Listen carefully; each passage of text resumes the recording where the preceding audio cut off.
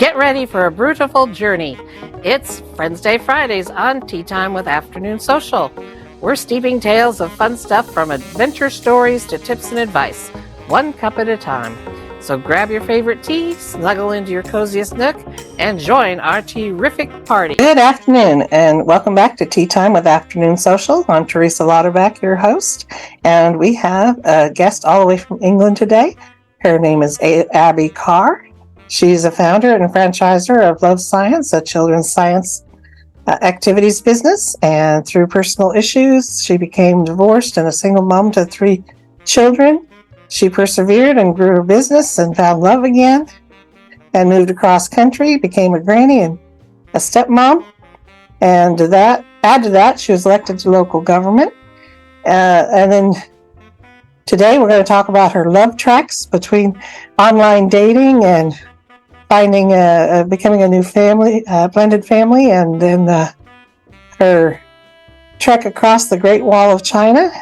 And she had some great story yesterday and some great wisdom. So we'll go back and check out Triumphant Thursdays if you haven't seen that already. So we're going to proceed here with love tracks on our Friends Day Fridays. So hi, Abbie, how are you? Hi, Tris, I'm good. Thank you. So, trekking through love, huh? Finding it first. Yes. Yesterday, you mentioned getting that it was through peer pressure how you got started on online dating. So, kind of go through a little bit of your story there about how you got started with that and what you found.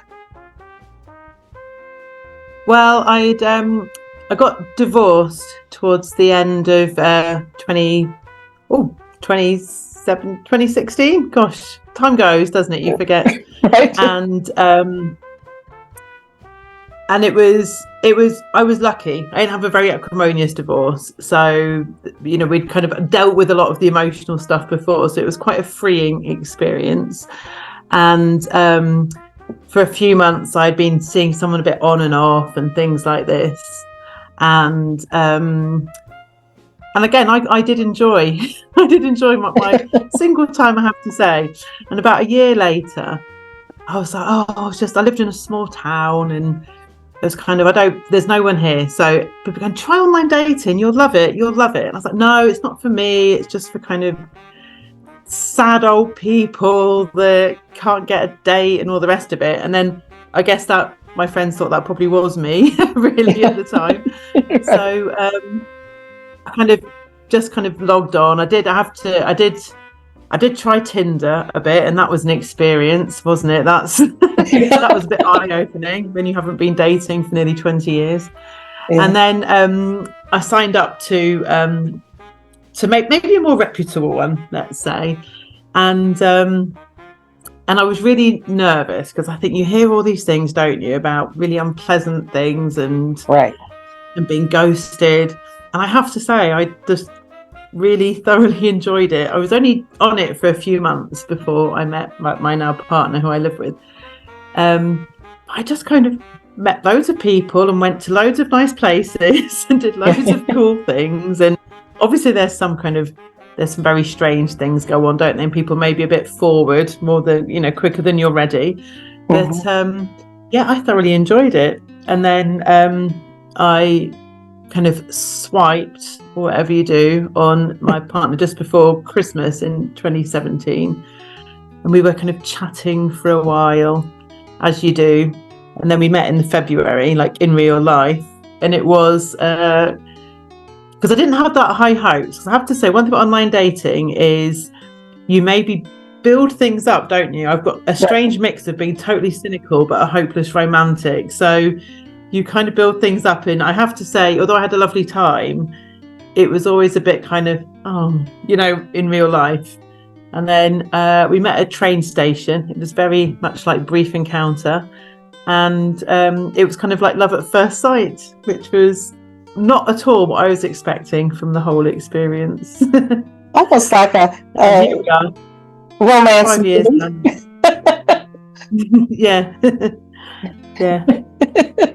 So that you hit off well, and now he was already grandparent or something because you became a young granny? No, it's funny. He's slightly older than me, but I started my family quite young, and he started his family much later. So he was he was 40 when his kids were born, my stepchildren. But when we met, so I was just coming up to 40 when we met, and I was already about to be a granny. My daughter was pregnant, so we had this very strange thing where suddenly I, as the younger partner, was making him a grandparent. So yes, about 5 or 6 months after we met, I made him a grandpa, even though his kids were only about 7. So that was a big learning curve for him.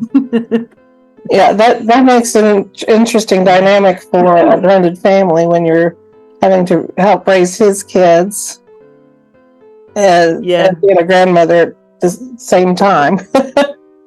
Yes, I mean, my because I've got a big gap. My youngest was only 6 as well, so I've got one younger than his. So yes, it was and his are twins. So it was a very strange situation. Of course, I was used to the manicness of a big family, and I'd done all the teenage years with one, was doing them with the other, and he wasn't. I think it's fair to say.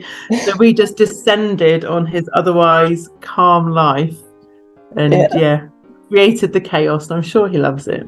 Yeah, happy chaos. Yes. Very happy, but definitely chaos. Yeah. So now you've found your love for walking when you did a charity walk over the Great Wall of China. How was that all came about? Oh, that was brilliant. That was through a charity I have over here called Help for Heroes, who they help wounded and injured servicemen and veterans, of which my ex-husband was a beneficiary of them. And they have this brilliant scheme called Band of Sisters, which helps the dependents of injured and wounded ex-servicemen. So through that, and they provided me a huge amount of support. We went to a really tough time when he was ill after leaving the army, and an opportunity came up where they do loads and loads of charity walks where people can either fundraise or give however much it is to do these expeditions, and they have some places that are available to Band of Brothers or Band of Sisters, and I got a place on there which is quite a subsidized place, and it was just, I'd never really done walking before.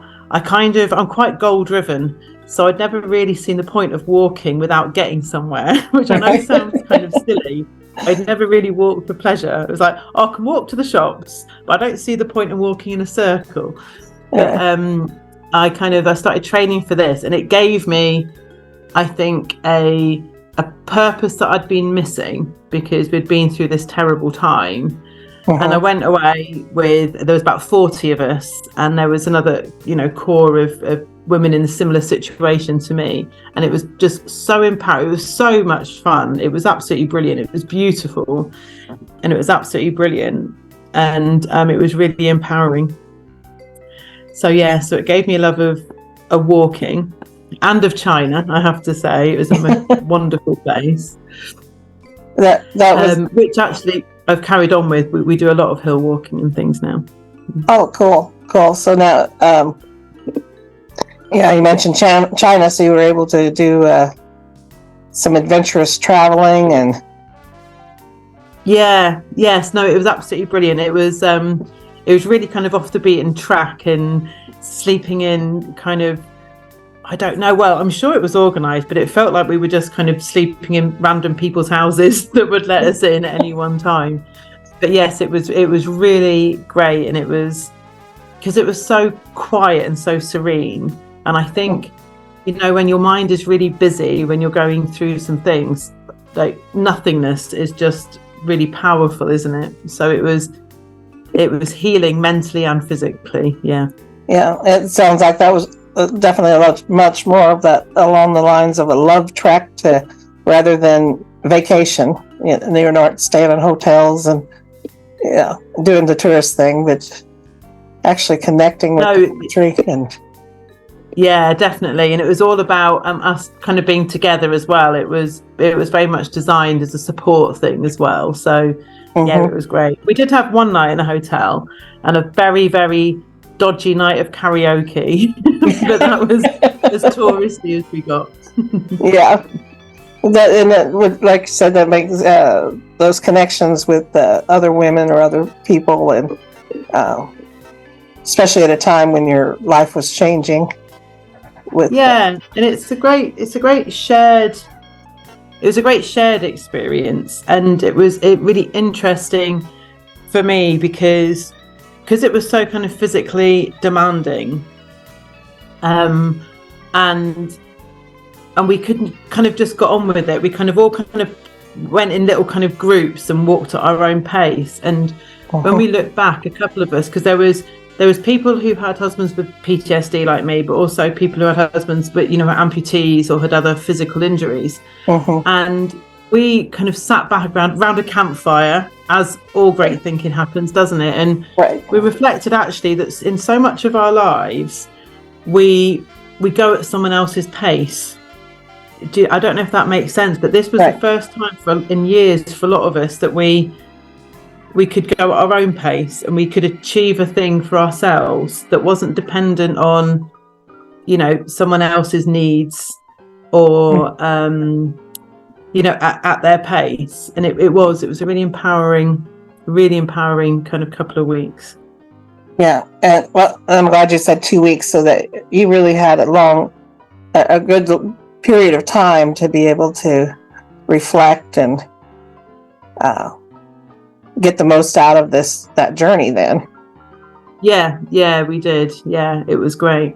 And it was good. And this might sound very trivial, but the time difference was such that it meant no one could really phone you or contact you because it was always so. And that's quite freeing. When you're a mum, you're kind of constantly in demand, aren't you? And they couldn't, because it was always my nighttime when they needed me, or vice versa. So that was quite a nice little bit that we hadn't expected, any of us. Right.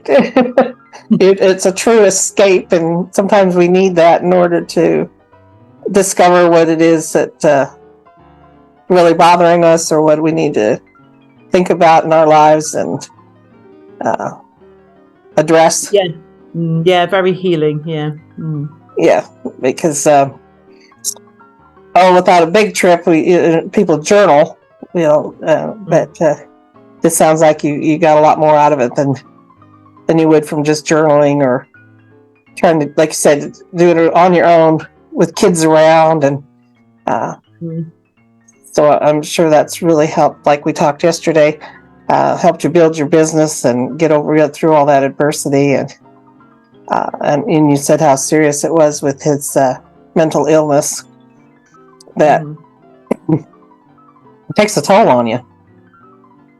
It does, and there's so much noise, isn't there? And it's always about making sure everyone's okay and cared for, which of course is like, what you take on when you're a wife and a mum and everything.